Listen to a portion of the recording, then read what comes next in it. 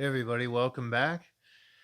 Um, I saw a video earlier today that I thought I'd cover. It's about 3 or 4 months old, actually, maybe almost 5 months old, and it's talking about of all things, a tiny house option offered by Walmart that could get delivered to a property or a place that you have that basically expands out into a larger unit, about I think it was 380 square feet. But let's go ahead and watch this thing and see where we're at.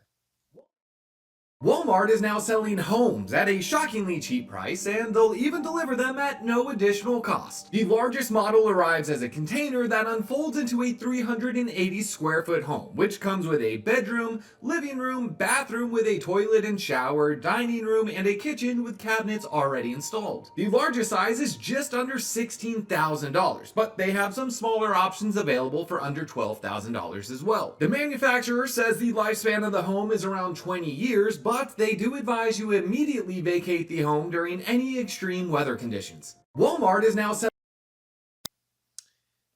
Okay. As I take a look at some of these comments, and I can understand why people would react the way that they would with this. On the surface, I would say something like this almost seems like a great idea. If you think about it, it's far less expensive than most other options. But then when you think about all the details that go into it, and some of the people in the comments are actually mentioning this, okay, you've got a 20-year lifespan, but here's the issue. Here's the issue.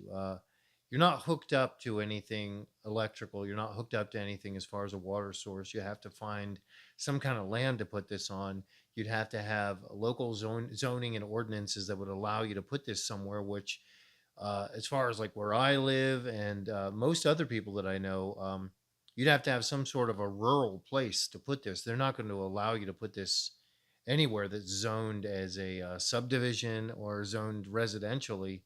You're not going to put that in there without somebody absolutely throwing a fit about it.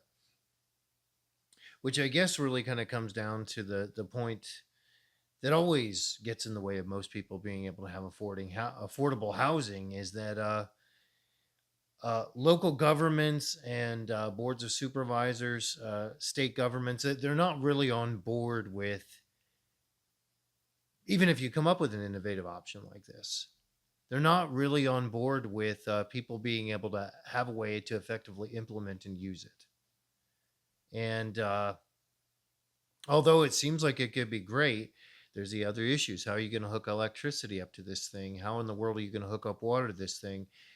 It really kind of is just a glorified expanding shed for a significant price point to a certain degree, but you know, where do you land with that? What do you do?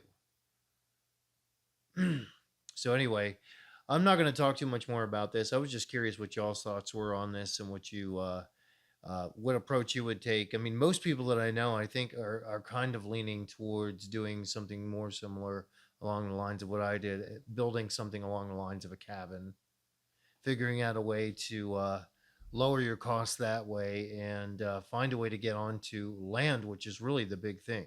How are you going to get onto land? How are you going to get power? How are you going to get water flowing through it? How are you going to get all the function that you need in a home that would make this even worthwhile? So drop your thoughts and comment in the comments and let me know what you think. And let's have a conversation. Anyway, I look forward to talking to everybody soon.